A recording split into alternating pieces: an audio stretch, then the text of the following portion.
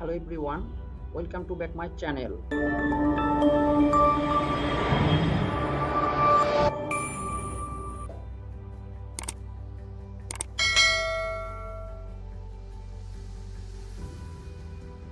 আমাদের আজকের বিষয় সি প্রোগ্রামিং এ হেডার ফাইল কেন প্রয়োজন, printf এবং scanf ফাংশনের কাজ। সি প্রোগ্রামিং এ হেডার ফাইল কেন প্রয়োজন?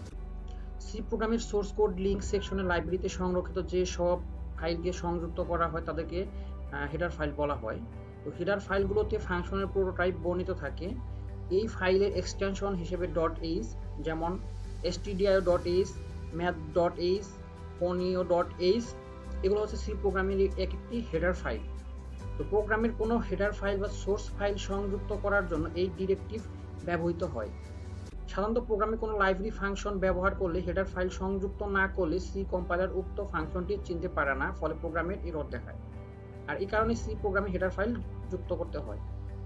প্রোগ্রামের মধ্যে printf ও scanf এই দুটি ফাংশন ব্যবহার করার জন্য হেডার ফাইল হিসেবে stdio.h ফাইলকে অন্তর্ভুক্ত করতে #include stdio.h স্টেটমেন্টটি ফাংশনের শুরুতে লিখতে হয়।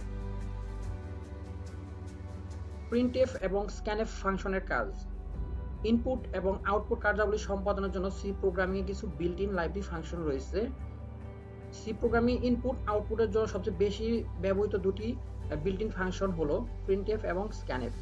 তো scanf এবং printf ফাংশন মানে কোন কোন কাজে ব্যবহৃত হয়? তো scanfটা হচ্ছে সি প্রোগ্রামে কোনো ডাটা কিওয়ার্ড থেকে ইনপুট নেওয়ার জন্য ব্যবহৃত হয়, আর অপরদিকে printf ফাংশনটা হচ্ছে কনসোল উইন্ডোতে কোনো কিছু ডিসপ্লে করার জন্য। সামনে আমরা যখন প্রোগ্রাম করব তখন প্রতিটি প্রোগ্রামে printf এবং scanf এই দুটি বিল্ট ইন লাইব্রেরি ফাংশন আমাদের লাগবেই। সো আজকের মতো এই পর্যন্তই। Thank you everyone.